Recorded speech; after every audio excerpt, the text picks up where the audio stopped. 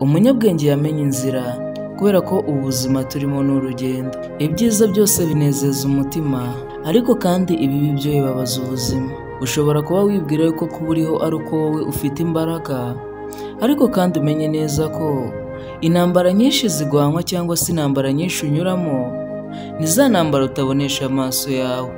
Imana yaremye ibimera ndetse irema n'ibindi byose bigiye bitandukanye, ariko mu byo yaremye byose niwe yahaye agaciro ndetse n'ubutware. Imana yaguhaye umwuka duhumeka ku buntu nta kiguzi kwatse. Imana yaguhaye ubuzima nta kiguzi kwatse. Nubwo Imana itaguhaye ubunini cyangwa se ibiro byinshi nk'iby'inzovu, ariko wibuke yuko Imana yaguhaye ubwenge.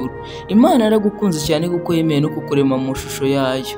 Imana igukunda urukundo ruruta umubyeyi akunda umwana we, kandi Imana igushishikariza kuyimenya kugira ngo ikurinde, dore ko kandi Satani we yahagurukiye kukurwanya. Ariko kandi wibuke neza ko nta ntwaro yaremeye kukurwanya izagira icyo igutwara igihe cyose uzaba wizeye Imana. Uwiteka yahozeho kandi azahoraho. Icyo kindi ni iki cyamunanira? Ikivuye mu biganza by'Imana cyose aba ari umugisha. Kandi wowe umenye neza ko Imana ntiguhitamo ntabwo izitaho uturuka cyangwa se imiterere yawe.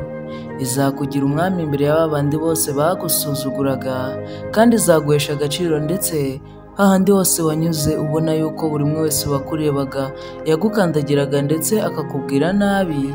Abo ngabo bose nibo bazaba ba mbere bagufatira umutaka kugira ngo izuba n'imvura bitagera ku buzima bwawe. Nibyo koko ntawe ushimwa na bose, niyo mpamvu kandi ukora ibyiza, ariko kandi ukabona bamwe na bamwe biri kubababaza. Aho kugira ngo baze bakubaza icyatumye ugera aho ugeze, ahubwo bagahita batangira gucura intwaro bagira ngo bangize aho ngaho umaze kugera. Nyamara kandi n'ubundi nibangiza ibyo ufite, hahandi wari ugeze n'ubundi bo ntabwo bateze kuhagera.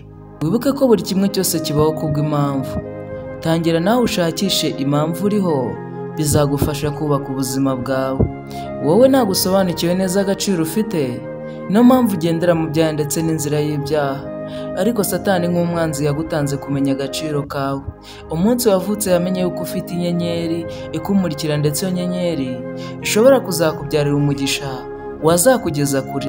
Ushobora kuba wibwira yuko Satani kuba ari kukugwanya ari uko agushaka wenyine. Oya, wowe ubwawe ushobora kumubera imbarutso yatuma abantu barenga ibihumbi bamuyoboka cyangwa se abayobye, kubera ko niba wowe akuyoboye mu nzira ashaka, abana bawe cyangwa se inshuti zawe babandi bandi bari kuvuka, nawe uzamufasha kubayobya.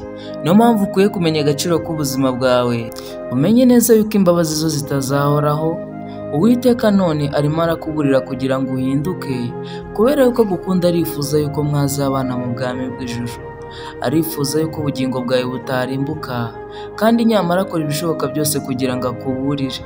Nyamara kandi wowe wicisha amatwi ugakurikira iby'isi bidafite agaciro, bya bindi bizagusiga ubundi bikaguta mu muriro utazima. Wahindukiye ukareba Imana ko ishaka kugutabara no kukurengera. Iragukunda cyane, kandi iryo juru mvuga kandi ntabwo rizajyamo abanebwe. Iryo juru mvuga rizajyamo abarikoreye. Kuba wenda ukiranuka, ariko kandi muri ibyo byose udafite abo wigisha ngo bagarukire inzira yo gukiranuka, nawe ntacyo umaze kuko umeze nka wa wundi wikunda gusa. Urabizi yuko iki gihe Satani agerageza kugusha benshi mu mutego. Urabizi yuko Satani afatira ba bandi abona yuko bafite agaciro. Wamenye Imana kandi wamenye ibyiza by'Imana. Wamenye yuko mu ijuru hari ibyiza, kandi wamenye yuko mu ijuru hariyo byinshi byahabwa buri wese wizeye Imana. Kubera icyo wahisemo kwikunda ku buryo utaburira abandi ndetse ugafasha abandi kugira ngo bigobotere ku ngoyi mbi ya Satani, ubundi nabo bagakurikira ubwami bw'ijuru. Kandi wibuke neza ko igiti kitera imbuto nziza gitemwa kigakurwa mu bindi. Umukozi wese wa wundi wakoreye ubwami bw'ijuru azareberwa ku mbuto ze zamukomotseho. Nahawe rero kora cyane kandi uzigamira ubwami bw'ijuru. Kuba uri gukorera iby'isi bizagusiga cyangwa se uzabisiga, ariko kandi ukirengagiza gukorera ijuru uzabamo mu bwami bwacyo. Ibyo ukora byose ujye ugira kwizera, kuko kwizera ni urufunguzo rwaguhuza n'Imana. Umunyabwenge we yamenye inzira, kubera yuko iyi si turimo ni urugendo. Icyaha ni kizira mu bwami bw'ijuru. Nk'uko uzi ko iyo ugiye gukora urugendo ugiye nko mu kirori runaka cyangwa se ahantu runaka, bigusaba kwisukura kugira ngo aho ugiye ugaragara neza ndetse ugende usa neza. Niko bimeze rero mu bwami bw'ijuru, nta muntu ufite umwenda uriho ikizinga cy'ibyaha uzabasha kwinjira mu bwami bw'ijuru, kandi icyo kizinga cy'ibyaha ntabwo gikurwaho n'amazi cyangwa se ibindi byose, ahubwo kereka uwemeye Yesu Kristo akamwezaho ibyaha bye byose. Niwizera Imana izakubera byose. Agatabo k'ibanga.